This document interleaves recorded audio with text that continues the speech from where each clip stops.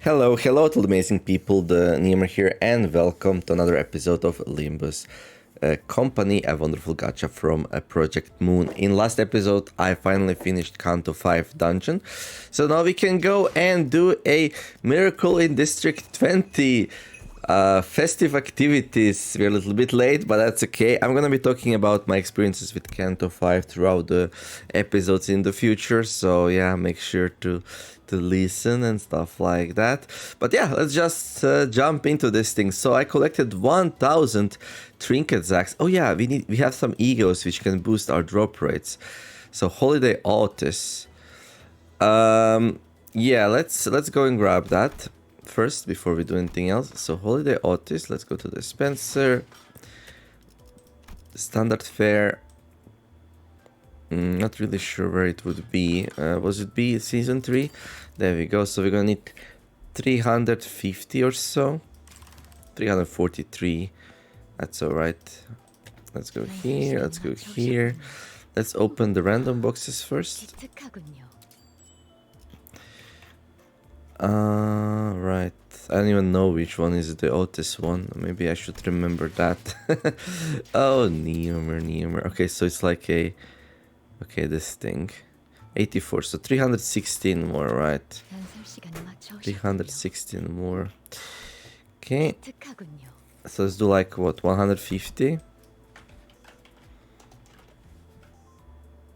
These give like 1 to 3, yeah. Okay. 150 use and then find this one, yeah. So we need like 15 more, so let's do like 8. There we go, nice. Alright, and let's go and buy it to boost our drop rates. I'll stuff your fetal rat in... Is summary pots of blah blah. Right, what do you have for us? I'll stuff your fetal rat in this gift sack and hurl it right back at your face. Okay, not sure how good is it. On hit, trigger tremor burst, apply 1 damage up for the affinity with the highest resonance count to 4 allies with the least SP. Heal 20 SP for 4 allies with the least SP after attack. Okay, that's kind of cool. It's like an SP healing thing. Sinners. Okay, E.G.O.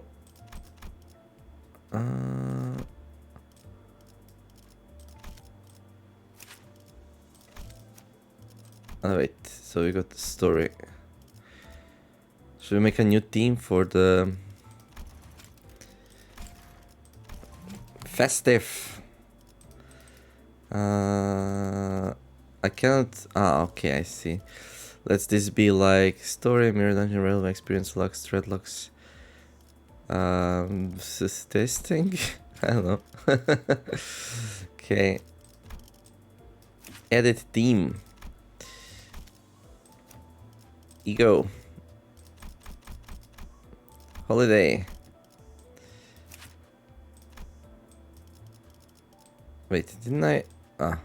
It's HE level. Okay.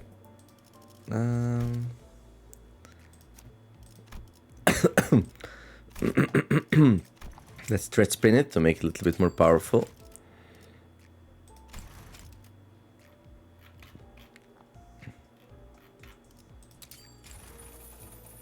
Bam!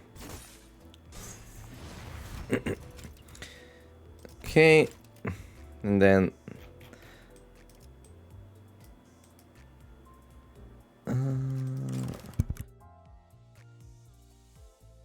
I think we'll leave it on 3 for now. Alright, and then let's make sure we have all the best people here. There we go. Not sure what we can expect from the event, so I don't know. Okay. Okay, good. I think I like this one the most. This one, of course. This one's fine. And then here, I guess this one. Although this one might be better. I don't know. Let's take the level 41. Let's try the TheNeomare of the past. Alright. What is this? What do we have? Phrase. I'll stuff your futile. Yeah, okay, so it's from the E.G.O thing. There we go. Good. I TikTok for fun. You don't look like you're having much fun. Okay, let's drive. And let's go here. Right. Clear event stages, main story stages, or story dungeons turn trinket sacks. You can redeem various rewards from the gift exchange based on the number of trinket sacks you have. We collected 1000 through the story, so that means we can collect some stuff here. You know what, actually, like, let's go and play. We can do this near the end of the video, I guess.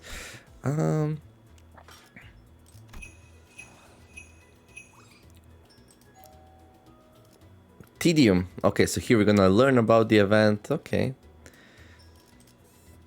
Our wait in the lake grows ever longer. One by one, the sinners begin succumbing to the tedium. The Heathcliff suddenly and anxiously calls over to Virgilius.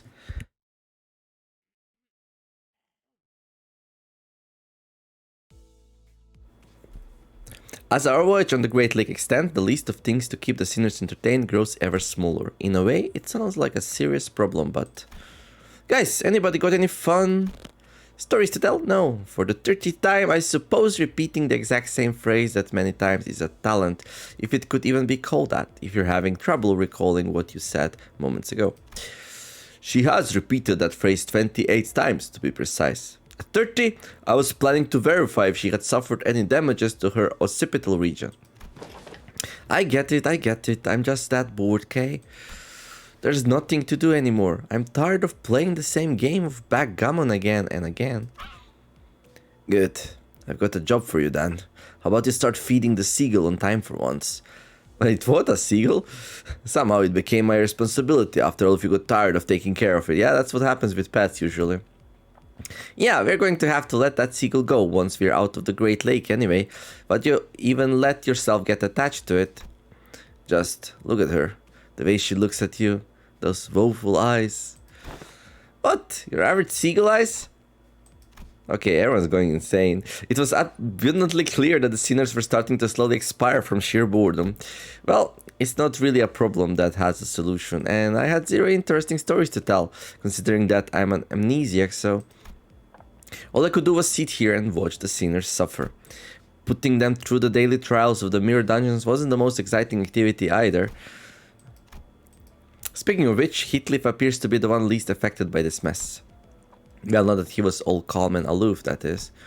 I'd say he's anxious. Oi, where? Virgilius! Tum. Why are they calling Virgilius? I don't know. A frosty silence descended upon the sinners, and the source of that frost was the inexplicable event that played out before their eyes. Huh? Oh, Heathcliff, have you gone insane? Did you finally snap? This must be the side effect of the consultations. Maybe we can call this sense of self-preservation loss syndrome or something like that. SSPLS. Heathcliff? Shut your traps. I ain't mad, and my sense of self-preservation is just fine. Impressive, Heathcliff. I rarely found myself surprised in this series of misadventures so far, but this one is one of those rare occasions. Speak, what is your business? Is our next destination is T-Corp, innit? Do you really need me to answer that? You know that I'm talking about. Patience, Heathcliff, though that seems to be a virtue that most of you lack. If everything goes according to the flow, you'll make it to your appointment on time. On time, haha, because they're going to T-Corp. Since I had no context for any of that, all I could do was sit here and watch as Heathcliff scratched the back of his head.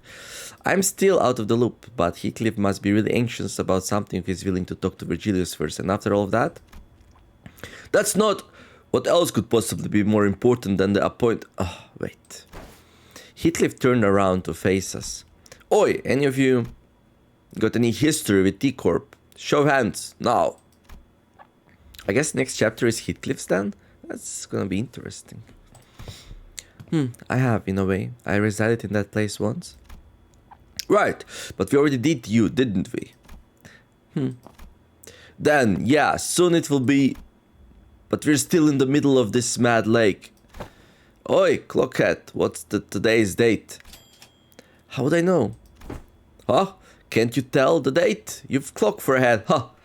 We can tell time, not dates, Heathcliff. You still have much to learn. Oh, you sweet, sweet summer child. But clocks and calendars are completely different things, yes. Ah! Heath, that was your 30th side today. Keep doing that and you just might huff and puff our boat to pieces. Tell us, Heathcliff, your turn's coming up, isn't it? And whatever it is that awaits you there, you're going to have to prepare yourself for it. Yeah, I suppose there's no use hiding it anymore. After some time. Right, so to summarize, Heathcliff's starting to feel like his turn's coming up now that Ishmael's had her time in the ringer. And he's got reasons to believe that because Virgilius handed him something in their last consultation that affirmed his suspicions. And according to that something, he'll need some fancy clothes and whatnot to refine his looks before we go to T-Corp. But since we're still so far from escaping the lake, you're starting to feel restless, is that right? Right on, so... Yeah, so there's so much you can do. There's not much you can do about that before we hit solid ground, is there? Come on, Heath, that's it, don't you worry. I can definitely help you with that as soon as we find land, okay? We don't even know how far away from land we are. Dante, we have reached the end of the scheduled work period for the sinners. Huh? Yeah. I hereby confirm today's close of business for the sinners. I reflexively set my usual routinely piece of the light alarm as the alarm played. Man, that wasn't even a big deal then. I was hoping to see an act of dramatic bloodshed for once. Well, at least he wasn't trying to stir up trouble for once. The sinners each got up from their seats, yawned and stretched, and disappeared into the back door. Oi, Clockhead, didn't know they knocked your wits off along with your head? So sorry. But Gregor isn't completely wrong, is he? Can't you even mince words at this point? Virgilius and Sharon also walked into the back door, mocking grins on their faces. And I was left alone on the ship's cabin, standing awkwardly next to severely crestfallen Heathcliff. Kikem! Wait! There was another. Sir Heathcliff! What are you doing out here, girl? Run along, you. Go. Gush about the high and mighty fixers of T-Corp or something. I shall have plenty of time for that later. Yet thou shalt do well to treat me well, Sir Heathcliff. What, you little... Hold, allow me to finish. Manager Esquire, Sir Heathcliff, come hither. Hush, hush. Don Quixote, with a confident smile, she slowly, gingerly walked over to presently and temporarily vacant Sharon's seat. And whispered over so silently to us, oh no. Forsooth, I have decided a splendid plan for thee. I have a bad feeling about this. A tempting offer. Don Quixote brought us to the helm of the ship. There it was, the monitor that Foss would analyze whenever we had backdoor volatility. And there they were again, these unknown symbols.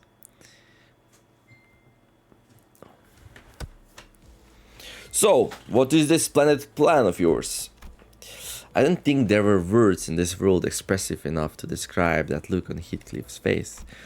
It was certain that he had very sad expectations for Don Quixote and her plans, but there was this sliver of hope in his face that maybe, just maybe, Don Quixote might rise to the occasion for once. It was unclear whether Heathcliff's internal struggle mattered much to Don Quixote, however. She began excitedly describing her plan. Didst thou, Sir Heathcliff, ever hear a tale of the ancient and legendary fixer of Deviat Association, the Red Zack? Oh, is that the Santa Claus? The Red what? Like Virgilius? It is said that the legendary Red Zack carried out his deliveries no matter how terrible the terrain or how arduous the journey to all corners of the city, and with him was his sidekick, Reindeer Man. Forsooth, his magnificent had given away gracious gifts for children of the city that he deemed to be kind. This but common knowledge, Sir Heathcliff. He appeared on the front cover of the Fixer's Monthly every winter. Don Quixote asked, sounding genuinely shocked to learn that Heathcliff did not even know of this Red Zack. What makes you think I'd ever read rags like that? Feet to deal rags, you said. Manager Esquire, surely thou hast heard of this magnificent publication? I knocked on my ticking clock head. I didn't really feel the need to spell it out for her. So none of these had subscribed to it then? Mine words fell on deaf ears. Anyhow, what matters to these Heathcliff is that thou underwore it to make thyself more presentable than anyone else for this occasion, is it not? Finally getting to the point, eh? Go on. Very good, sir. A costume most befitting that occasion would be those of the Red Sack and his sidekick Reindeer Man. Ah, this isn't going to end well, is it? What, like those ridiculous fixers they'll attardecer arde whatever? 'Tis not ridiculous, fee, thou hast not even designed to indulge mine only wish that we would cosplay fixers del altatir ardiente together. Thou hast not even given it a chance, indeed. Speak not on a matter thou know not about. With all that talk of splendid plan, I thought you were actually going somewhere, but it all comes around to that fixer nonsense again, eh? Ha! Don't even have the energy to be the senses into you. I just realized the game doesn't have voice acting for this part. I'll get to it later. 5 honest hits to the noggin should do it. When the sliver of hope on Heathcliff's face was beginning to rapidly fade, Pretty, share thy thoughts of the fixer that we have laid our eyes upon thus far. What?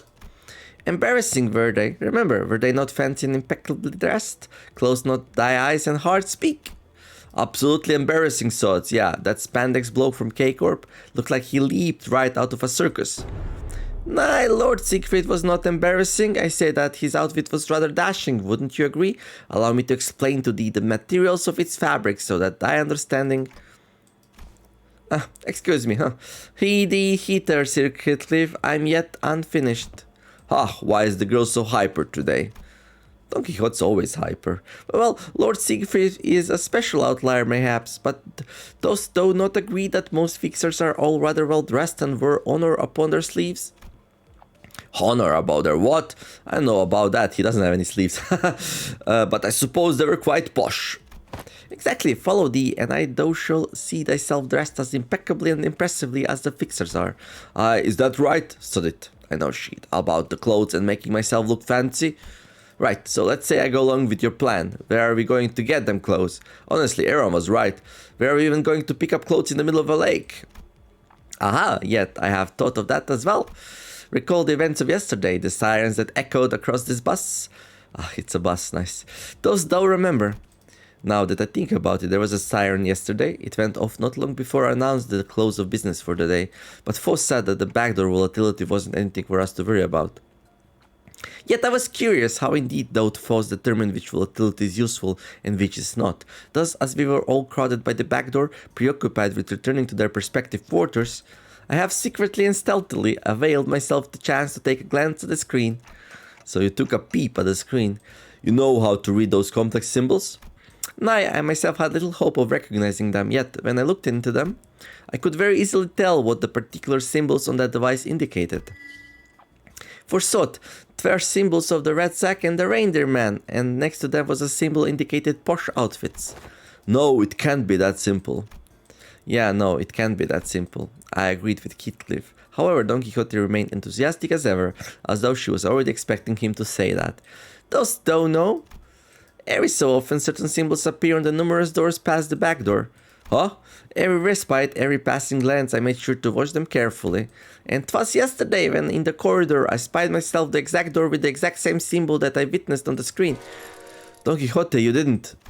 'Tis my nature as an adventurer, Manager Esquire. Mine inability to quell the burning adventurous spirit I prostrate before thee.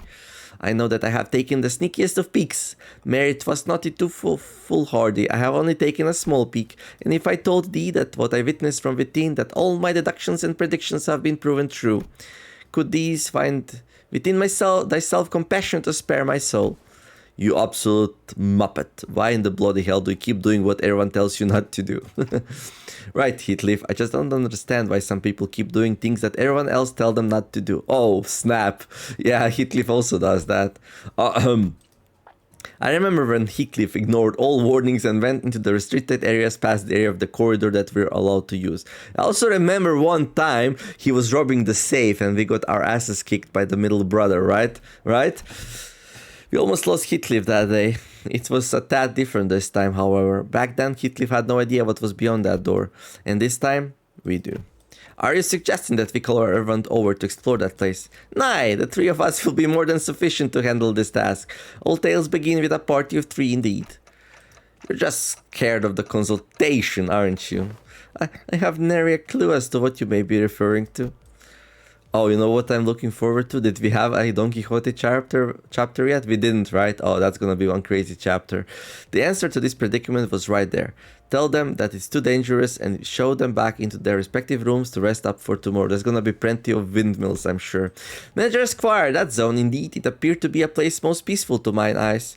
This is a simple task, is it not? All that we seek to do is to enter there and avail ourselves a few seats of clothes for Heathcliff. It was obvious that Don Quixote wasn't helping Heathcliff out of pure kindness of her heart. Maybe she hungered for adventure, or maybe she thought she might be able to do that cosplay of the fixers she so admired. But if we can find Heathcliff some nice clothes to put his heart at ease, then maybe I can do something about this before things get out of control, like it did last time when I just let a sinner's anxieties stew and exacerbate. Fine, but we're turning around at the first sign of danger. Seriously? Come on, you were willing to do it if it meant that you could pick up some clothes. Well, I suppose we'll be okay as long as Clockhead's with us. Well said. Then let us reconvene tonight before Manager Squire's quarters. We shall knock in the following rhythm. Knock, knock, knock, knock. Then thou shalt whisper a secret code, to which then I shall... Just go get some sleep. I really hope this won't be a waste of time. We agreed on a precise time before returning to our respective rooms.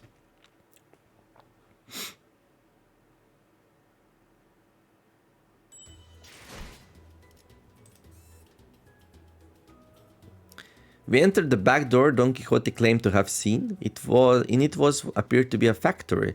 Clearly not her first time in this establishment. Don Quixote calls over to someone. Okay, in order to enter, we'll need some lunacy. There we go.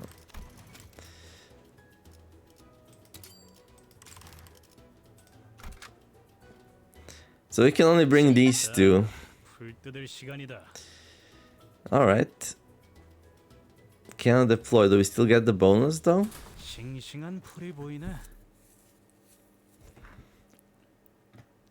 A dark silent night, all around asleep. Thus we assemble. This better be worth the trouble. It will be worth every trouble, of course. Now come hither. We quietly and sneakily follow Don Quixote, taking care not to make a noise. Are we really crossing the line? Bloody hell, lass, don't you know what happened the last time I crossed it? Alas, it will be different this time. All we must do is follow the corridor immediately to the right of this delineation and open the door there. So there are the symbols she was talking about. Past the door through the window, the symbols Don Quixote mentioned shimmered. Symbols that seemed to indicate a sack, a wrapped present, and what appeared to represent fancy clothes. So, they are the red sack and the reindeer man symbols. Precisely. Right, I suppose you're the expert with these things. I'm going in. Hold on. Before I even had the chance to stop him, Heathcliff barged into the door, and we found ourselves almost getting dragged in by his sheer fervor. Oh ho! We found ourselves in a rather sizable room. This place was decorated with numerous Christmas-themed ornaments, warm, cozy lighting reflecting off the wooden flooring, and a maze of conveyor belts were installed all over the place. This place is a factory? Quite! And what are those things, those little children like? Hark, it is Don Quixote! What the hell is she doing? The little figures Heathcliff indicated didn't exactly look like children. They all froze for a moment before turning around in our direction. They weren't humans, that's for sure. Give me but a moment. I have already parlayed with these fellows. What happened to the sneakiest of pigs? Oi, Clockhead, something's coming this way. A small, but larger than others around it, figure scurried over and stood before us. Oh, this thing looks terrifying. Ah, Lady Don Quixote, you finally grace us with your presence once again. Oh me. And just as you did before, poof, appearing from the most unexpected places again. Oh me. Who's this, Don Quixote? This one shall grant us the wonderful gifts indeed. He rubbed his hands, or what I assumed to be hands together, looked up at us and started. Pleased to make your acquaintance, Ome. You must be Lady Don Quixote's friend, Oms. My name is Totoro, a gnome who works at this gift factory, Om. And why, of course, I make gifts here, Om. A gnome? Indeed, a gnome. Was that supposed to be obvious? What are gnomes anyway? So they are not humans, right? Yes, these fellows are not humans, they are gnomes. Yes, of course, not human gnomes. Didn't think non-humans were allowed in the city. They are not abnormalities or distortions either, there's something else. The city, I knew it. Well, why does it matter if they are not humans? What truly matters is the heart with which they commit themselves to work, that is. Of course, you're absolutely right, my lady. Didn't that Dodo gnome say something weird about the city just now? So, that was just me, Well, this Dodo cut in our conversation. Do the friends of Lady Don Quixote wish for any present gnomes? Say we have fancy clothes and powerful weapon gnomes, or delicious cookie gnomes. Fancy clothes, so you really have them. Looks like we've got a winner, Well, then please this way. The gnome said something about introducing us to the reception hall and led us to a certain room in his scurrying gait. This seems like more storage space than a reception hall. Oh, behold, there is a warm fireplace and a table in this cozy place. What more could he possibly ask for? And we have some delicious refreshments ready for you as well.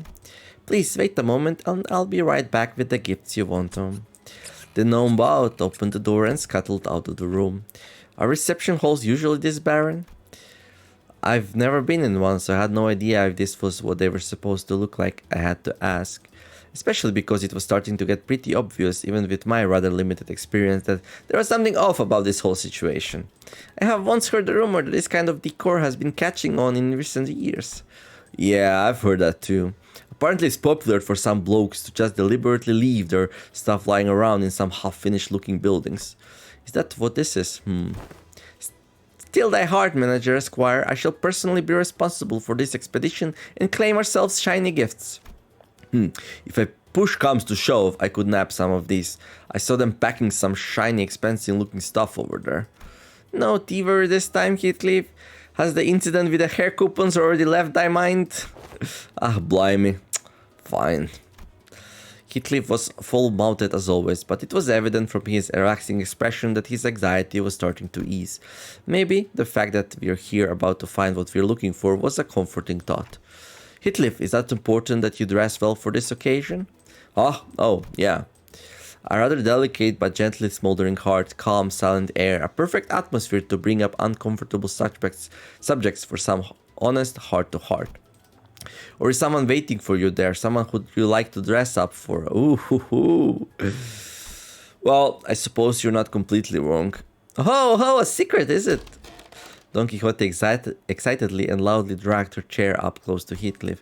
I have to go back as a successful man, as someone of great worth, so that they'll know that I've changed, that I'm no longer that witless brigand Heathcliff. That's why I have to dress posh when I return, to appear like a man of quality. Oh, had someone stoked the fire of envy in thy stomach? Is this about revenge, like Ishmael? Revenge? Heathcliff leaned back on his chair, creaked as he rocked gently back and forth. There was a look of deep introspection on his face, which was, in my memory serves me right, a first. Well, I suppose you could call it revenge, but what I really want to do is make her regret. Yeah, that's what this is. Oh, did she dump him? I'll show them. I'll trample over those bastards who thought I wasn't worth shit. Shite. So that she'll regret not choosing me. So that she'll feel that regret down the deepest reaches of her heart. I'll prove to Cathy that there was no better man for her than I. Yeah, I saw this coming. Cathy. Heathcliff's eyes tremble a little as he speaks her name. He mentioned that name before. His eyes trembled then too.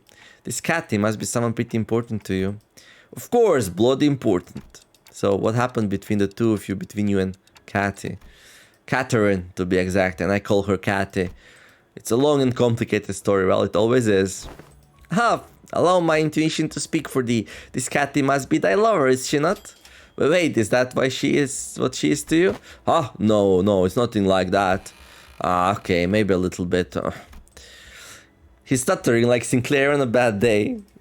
While his disposition was as brusque as always, I could clearly see that he couldn't stop himself from smiling from a mere mention of her name, and that gave me more than enough answers. Every sinner had a reason for joining Limbus Company, so maybe Heathcliff joined Limbus Company for this Cathy person. Makes me wonder what kind of person she might be, though. Someone that special, that precious to Heathcliff. Don't be so dramatic. That ain't me. Now, I do this not of my obligation as manager, but I'm starting to think that I want to help you out, so that you could be the best man you can be for her. Indeed, we shall all be people of quality. Katunk! I heard a door open at that very moment. It wasn't that reception hall door, that one was made of wood, and wouldn't make the sound that I just heard. This sound came from over there, away from us, from a dark corner of the room. Then we heard sounds of metal scraping against wood. It was accompanied by a howling blizzard. So those were sleigh marks, huh? The huge sleigh made its way across the wooden floor on the marks that were already on the floorboards. It was flanked by several gnomes. The sleigh was red, and the zack on it were either black or red. But they were all littered with flesh and blood. Cherry gnome. Totoro, we've got your next batch of ingredients right here. Feel my back home. Come on, friend. Just think about the looks of our friends' faces when they open their present. All got worth it, of course. All worth it. Here. The gaggle of gnomes who were walking in our direction as they chattered and gossiped froze in place upon noticing us. Quit lollygagging, Mom.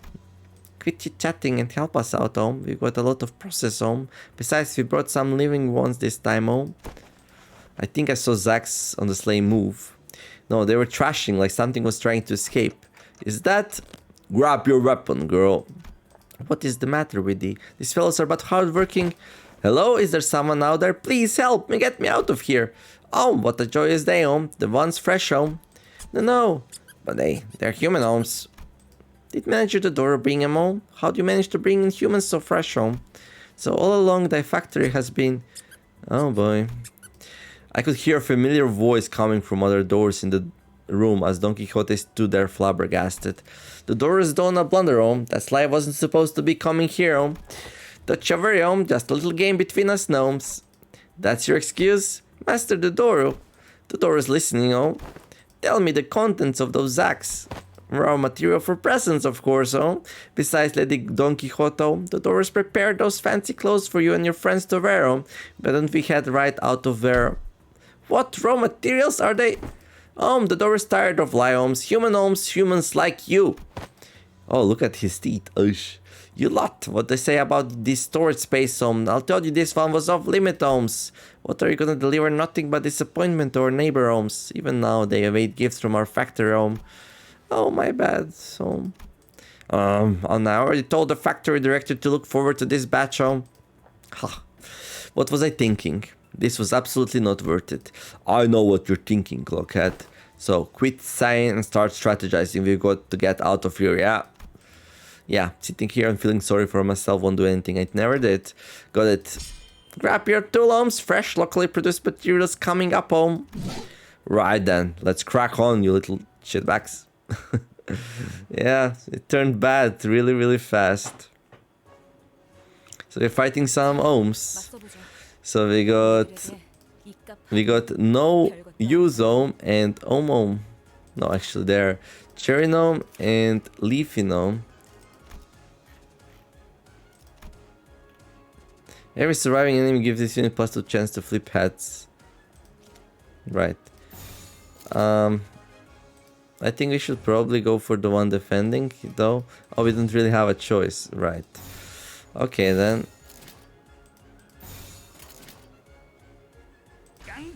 What with the music? Oh my gosh.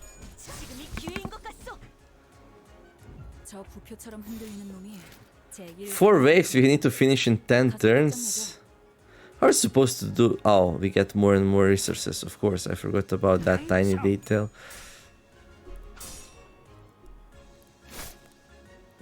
Still though, this might be a little bit hard to do, no? We'll see.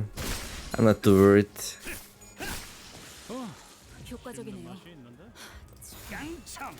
이런 상황인데도 어떻게 끝이 보이네요. 조금만 더 해보죠. Rift space on 4 charges. Okay. So that was how many turns? 3. If you go 3, 3, 2, 2, it should be fine, I guess. Okay, everything's dominating. Nice. Problem is though, like, Heathcliff will run out of bullets, right? 씹는 맛이 있는데. Okay, we're already in 2, so that's good. 어떻게 끝이 보이네요. There we go. 조금만 더 해보죠. Wave 3. 성공적이었네요. 이 흐름대로 사냥을 끝내러 가보죠. Well, I wasn't thinking I'll be killing little gnomes, but here we are. So yeah, what did I think about Count to 5? Well, I enjoyed it. I like the story. I like the hugeness of the big white whale. I liked how I didn't read the book about the white whale, but from what I know, the story did follow the book correctly. Ahab was obsessed with killing the white whale, so the familiarity with the whole story and setting was comforting to me, so I enjoyed it. Also, it was interesting, like, to be inside the whale and to travel it. As for the earlier parts, the pirates and the island and thing, it was also okay. I mean, those always characters were interesting and like sometimes predictable, sometimes not. Lack of armor, yeah, that's what I was afraid of here. I found the middle brother be like the big brother be hilarious, like with his coupons and stuff like that. As for the challenge and boss fights, it was a little bit underwhelming as usual, but that's to be expected from story chapters, so that's okay. At least I could finish it relatively fast, so that was good.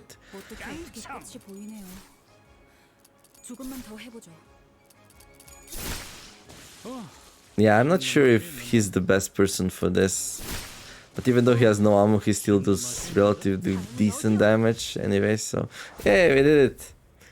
It was cool. It was quite a long chapter. I played it for a long while, so it was hard for me to remember everything that went on. I'll comment on it some more after I think a little bit about it.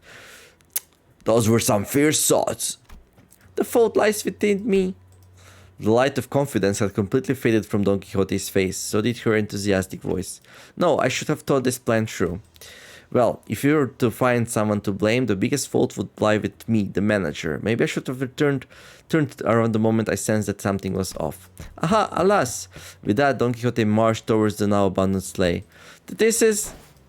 Several mutilated bodies stumbled to the ground as soon as Don Quixote untied the tying sack. Damn it. I was afraid that this was what we'd find inside the sack. There were a total of 7 or so people in the sack, but they were all missing a few limbs. They were barely breathing and some of them had already perished. I've never seen their style of clothing before. Looks like we're pretty far from where we were.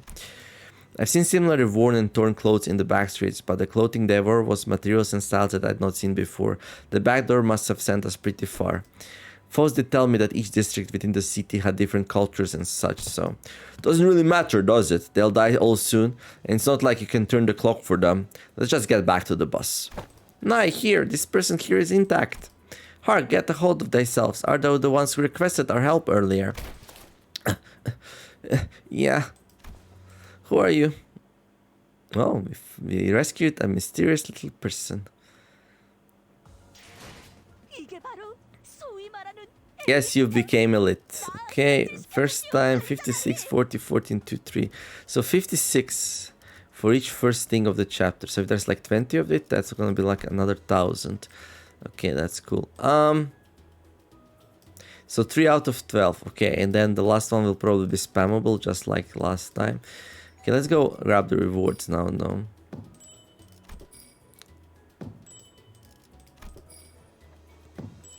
What is this thing? Level boost ticket, okay.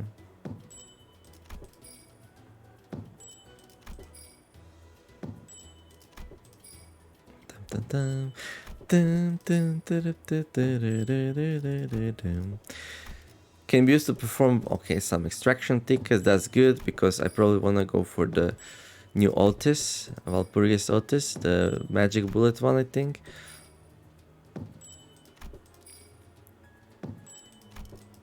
Three more, nice. Tis the season. We'll be able to change the banner also. Miracle in District 20. Nice. Some boxes. Oh yeah, maybe I should have done that before I... Oh, this was this. Okay, so we're not gonna unlock Heathcliff's bonus yet, but that's okay, I guess.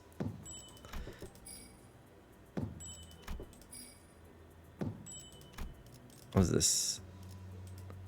And his bonus is here at 2000. Okay, cool. Well, there we go. Started doing the Miracle in District 20 event. Hopefully enjoyed the episode. If you did, don't forget to like and subscribe. I wish you all to have a wonderful day. Do some nice things. Be kind to each other. And let's make the world a better place together. Thank you all for watching. And see you in the next episode of Limbus Company. TheNeomare signing out. Bye bye.